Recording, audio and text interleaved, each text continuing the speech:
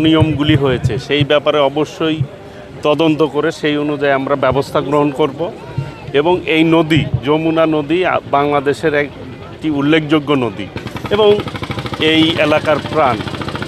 এইখানে যমুনার আশপাশে যে ভাঙ্গন রোধের জন্য ইতিপূর্বেই আমার ভাই সাবেক মন্ত্রী মাননীয় সংসদ সদস্য আমার বড় ভাই উনি বলেছেন, উনি নিজে থেকে এই ভাঙ্গনটা যাতে না হয় সেই তদারকি করেছেন এবং জিও ব্যাগ এ পর্যন্ত প্রায় 25,000-এর বেশি জিও ব্যাগ এখানে ফেলা হয়েছে এবং বড় বড় পাইপ ব্যাগ যেগুলি সেগুলি ফেলে আল্লাহ রহমতে নদী ভাঙ্গন রোধ হয়েছে।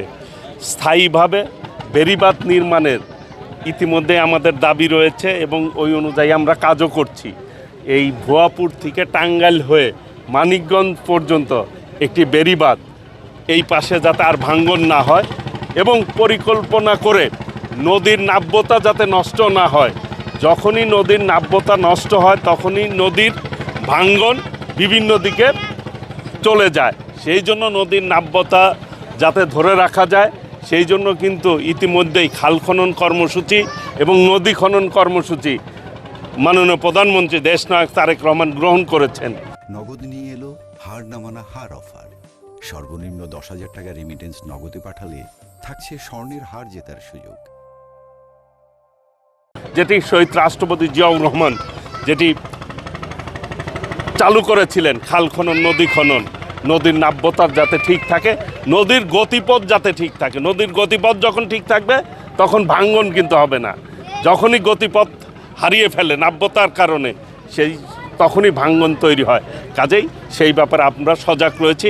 আগামী দিনের আমরা কর্মসূচি থাকবে নদীর নাব্যতা বৃদ্ধি করে সঠিকভাবে নদীটি যাতে প্রবাহিত হয় আর পার যাতে না ভাঙ্গে সেই অনুযায়ী বেড়িবাঁধ নির্মাণের মধ্য দিয়ে এই এলাকার উন্নয়নের জন্য সর্বোচ্চ পদক্ষেপ নেব ইনশাল্লাহ। আপনি বলেছেন যেটি বিগত দিনে যে সরকার ছিল ফ্যাসিবাদ স্বৈরাচারী সরকার, তাদের লুটপাটের কারণে দুর্নীতির কারণে এই দেশের জনগণ তাদেরকে এই দেশ থেকে আন্দোলনের মাধ্যমে তারা বিদায় নিয়েছে, বিতাড়িত হয়েছে। কাজেই তাদের বিষয়ে, তাদের অনিয়মের বিষয়ে অবশ্যই তদন্ত হবে এবং সামনে যাতে মজবুত আমরা বেড়িবাঁধ নির্মাণ করতে পারি একটি পরিকল্পিতভাবে সেই ব্যাপারে আমরা এগোচ্ছি। ইনশাল্লাহ আমরা সফল হব ইনশাল্লাহ। ধন্যবাদ।